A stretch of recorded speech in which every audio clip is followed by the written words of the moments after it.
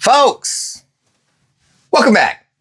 Today I just wanted to share some thoughts on sort of a different angle of looking at what's happening in the market and what is to come in the months and years moving forward. It kind of stems back to a conversation I've been having with some friends of mine, trying to get a handle on, kind of where the market's headed from here. And I think a lot of the content in the space is really customer centric.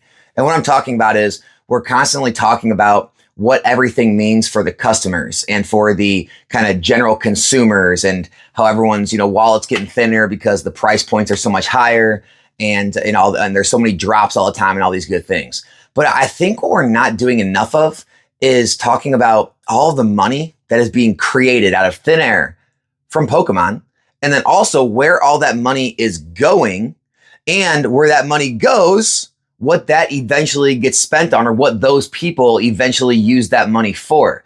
And I think that'll give a pretty wide, more broad perspective of, the hobby and why it will continue to grow, in my opinion. So sit back, relax. I'm going to kind of explain to you kind of my train of thinking. And again, you can feel free to agree or disagree with me, whatever, Alex, all this stuff's bad for the hobby. I get it all. But I at least want to open your minds up to thinking this way so you can maybe have a better grasp of why the hobby will continue to be so strong. Again, in my opinion. But first, I do shout out today's video sponsor. It is Low Popping. Guys, lowpopping.com is something for everyone, whether it's modern, vintage, Japanese, English, graded cards, or sealed video games, sealed boxes, they've got it. But this Sunday, they literally have an auction ending on Fanatics with some of the grails of the hobby, stuff you maybe not be able to find every day, and you have a chance to own it. So make sure to check out this auction block. I'm going to leave a link to both in the description and the comment section below. All right. So first and foremost, we think the US prints a lot of dollars, right? Think about Pokemon. They are literally taking a few cents worth of cardboard and ink and putting it in another few cents of wrapping, into another few cents of cardboard, into another few cents of cellophane, and then putting it into another few cents of a cardboard case. So all in all, what are we spending? 50 cents, $1 to make, boxes and cases of these packs. And then inside of those cases and boxes and packs, we have cards that the market deems valuable in the, anywhere from, $100, $200, $300 to some of the best hit cards in these sets. And then think about this. People send those cards to grading companies. They put them in very cheap pieces of plastic that are worth a few cents, right? Ship them back to you. And now we've created more value out of thin air. And so these, 50 cent worth of raw materials turns into hundreds and thousands of dollars worth of items. And remember, Pokemon Company themselves is only getting a small portion of that. Where is the rest of that money going, right? The grading companies, if you grade cards, they get some of it, a very small piece of it for their service.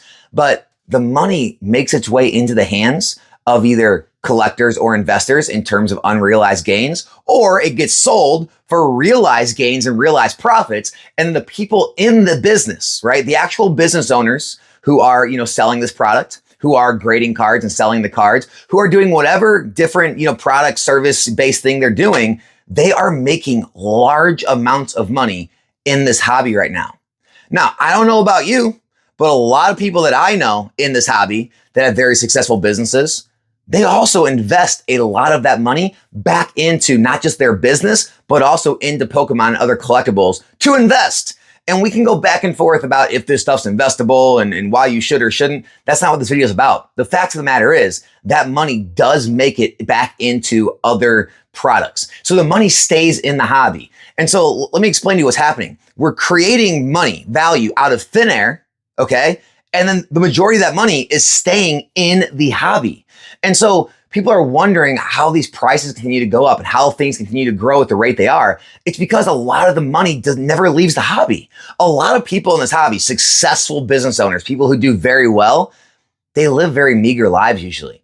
They're fine getting by on just enough, and they want to continue to build their collections. They want to build their investment. They want to keep their business growing. The money stays here. And I'm not here to debate when the money is going to leave and how long we have. I'm not here to debate that right now. All I'm trying to say is there is a lot of value being created right now in this hobby for anyone that is successful right now. and a lot of that money staying. Not only that, stay with me here.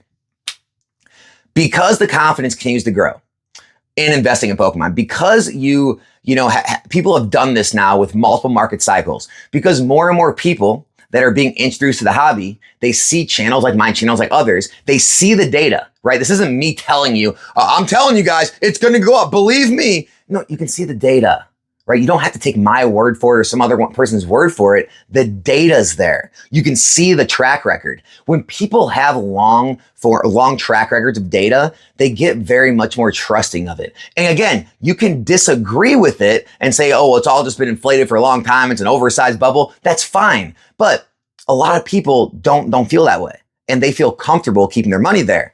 I saw a clip on TikTok from Robo Skills and Twice Baked Jake's podcast.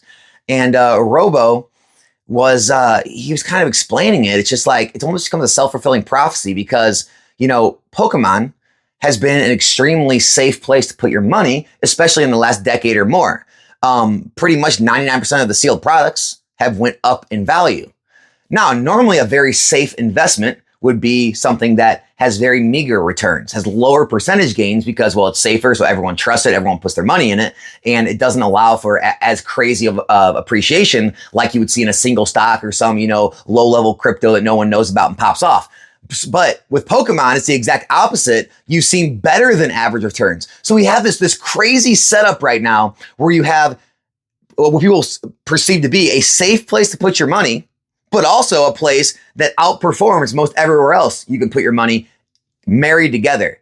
When you marry those two things together, it just makes the problem even bigger, if you see this as a problem, of more and more people wanting to deploy cash into these products, which again makes it a self-fulfilling prophecy. Now you could say, well, Alex, eventually it's all going to blow up and end.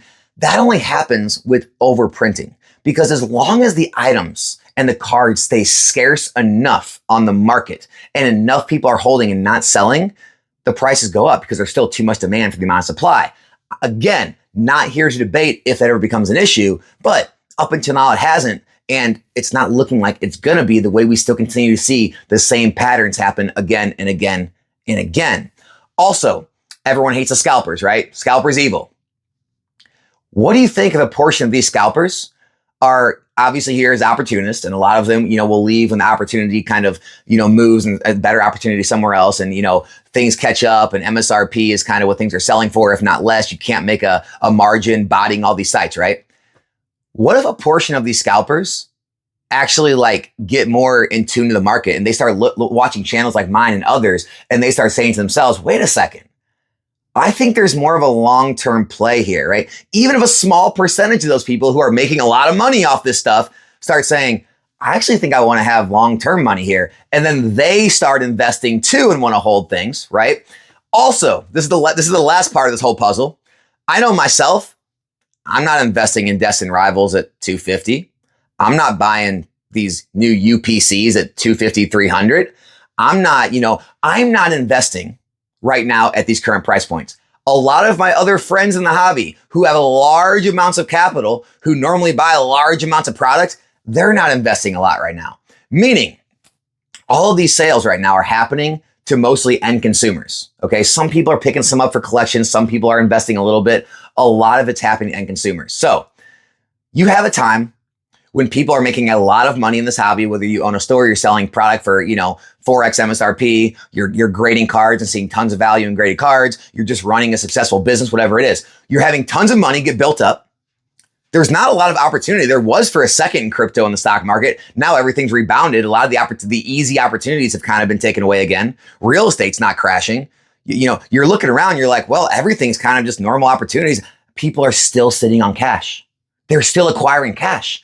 What do you think is going to happen when we do finally get a good size reprint, or one of these sets comes out of the gate and it's under MSRP? Do you know how much cash? I know myself. I have hordes of cash I am ready to deploy if the opportunity ever presents itself. And I know other people in the hobby who have more capital than me are sitting on cash waiting to deploy that capital, because again, they also believe in the longevity of this hobby like many others do, right? Because of all of the performance we've seen. And so what do you think happens when all of this cash starts to come off the sidelines and move into the hobby when people get a little less freaked out about the crazy price points out of the gate and, things being too new because reprints could come. What do you think happens in another 1 to 2 years when people get a lot less shy about buying Scarlet Violet era product because now they think it's not going to get reprinted? Maybe some of it's out of rotation. It's not going to get a reprint. You're seeing what's happening with Sword and Shield so fast because it is out of rotation. This pattern will continue because there is more and more money being created in this hobby every single day. Whenever they print a new set, Pokemon is taking this much raw materials, they release it, and the market determines it's worth this much money. And then, the cards get graded. Now those go from worth this much to this much money. And it inflates and inflates. And sure, there's ups and downs in the cards, but they're never going to be worth anywhere near what the raw materials are worth. They're always going to be worth way more than that. And so it just has a way of continuously compounding. And that is why you see people in the hobby who have been here now. I mean, just for like 1, 2, 3 years. Let's not even talk about the people who have been here 5, 10, 15, 20 years. Let's just talk about the last few years. I have had so many people send me their collector apps, send me Excel spreadsheets, send me pictures telling me, Alex, I've been watching your channel for 1.5 years, 2 years, 2.5 years now. Here's what I've amassed. I have a $100,000 Pokemon, portfolio. I've got a $200,000, $300,000 Pokemon portfolio. Thank you so much for showing me the opportunity, man. I heard what you were saying. I looked at the data myself. I took action, and this is what's possible in the hobby. And again, I understand there's a lot of people that watch this channel that are against this. I understand. Like, I know you're against me. You're against investing in this stuff. You're against this stuff rising in value. I understand, right? And, I hate the fact that we have to be at each other's, throats all the time and one side has to hate the other. And I'm actually on your guys' side a lot of the time. I agree. I think new sets should be affordable. I think new sets should be at MSRP or under. I'm with you, right? I think we will get back to that. However, when you're talking long-term, this is the natural growth of things. When things are no longer in production and there's still demand and you have demand rising with supply never increasing again, there's nowhere to go but up. The only way to go down is if demand falls at a greater rate than supply. Not demand falls. I've been through some other videos if you guys watch my channel for a while. The thing with sealed product is it's different than singles, right? Singles are always going up in population, right? There's always more singles being opened. There's always more singles being graded, so the population reports always rise. Meaning you need a steady increase of demand to meet the steady increase of singles to keep the values high. Sealed product is always decreasing. Maybe it has a little reprint here or there, and then it decreases again. And after 2 to 3 years, it does nothing but decrease in supply, okay? As long as demand is decreasing at a slower rate, the price continue to rise. You would need demand to fall at a greater rate than the product is falling for the price to actually go stagnate and then fall. And that is why you see this stuff continuously go up year after year after year. It doesn't take much, especially the more that is removed and open on the market. And so I do think we'll reach an equilibrium where prices will be affordable out of the gate again at release for the first year or two. But I don't think this stops, guys. I do not think any of this stops rising in value when it reaches that 2, 3, 4, 5-year-old mark. And that's why it remains in most people's minds a safe place to put your money where you can see above average returns. And because the Pokemon Company is the biggest media franchise, because they've done such a good job at creating a brand that everybody wants, if you just slap Pokemon on it, people want it. And also because, the last thing I'm going to end with, they're very smart on how they handle the printing of their products, okay? A lot of people try to use the 90s, sports cards, the junk wax era, all that stuff as kind of a argument against why this stuff will eventually fall in value. People learn over time. Companies learn over time. Do you not think there's not at least one, maybe more people that work at Pokemon that are on the boards, that are in decision-making positions that weren't at least around, if not directly involved to sports cards in those times? You don't think they have anybody that was in any kind of market back in sports cards when everything went out? You don't think they have any advisors that they've really looked at all the data themselves and figured out what overprinting does and then figured out how to destroy a brand, looked at things like what Bandai's done in the past, other card games, right? They probably study Magic the Gathering. They probably have people from that worked at some of those companies.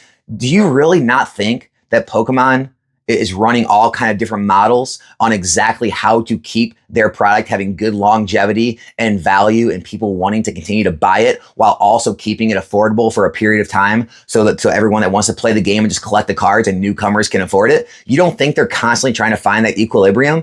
I know it's easy to say, let's just print the stuff into the ground, but that is not how you grow a longevity card game that's going to last for decades and decades down the road, right? Because if things have no value, inherently people will no longer be attracted to them. Now you can say, well, I'm a true fan, I'll always be here. Yeah, maybe a small portion will. Most people won't. If everything's a dime a dozen, nothing has any value, none of the cards have value, none of the products have value, you can buy a booster box for $20 down the road. It doesn't induce a lot of, kind of emotions. It doesn't have that same reaction to opening the stuff, to pulling those cards if they have no value, right? Even the collection. And so I truly think that just the culmination of everything happening right now, right? Pokemon doing a lot of right things, right? How we're creating money out of thin air based on how the market values these things. How a lot of these people who are here maybe being as opportunists are probably going to stick around and also keep money in here long term. A lot of the business owners and people who make money in the hobby also keeping a lot of that money in the hobby and not taking it out, right? A lot of investors with tons of money on the sidelines itching to use it. And at the first sign opportunities, when they have a chance to, they are going to use it. There is just so many positives still in this market right now. And those kind of get drowned out by a lot of the negativity because we're always customer focused on a lot of these videos, where if you think about like the actual finance focus, the finance centric type way of thinking, I think we have a long way to go, guys. So that's all I got. Hope you enjoyed it. Again, you don't got to agree with anything I said in this video, but at least give it some thought and kind of get out of like your own like bubble or way of thinking, and at least allow it to maybe, I don't know, give you a different perspective that may change the way you think about the hobby. That's all I got today, guys. Hope you have a great weekend. I'm out.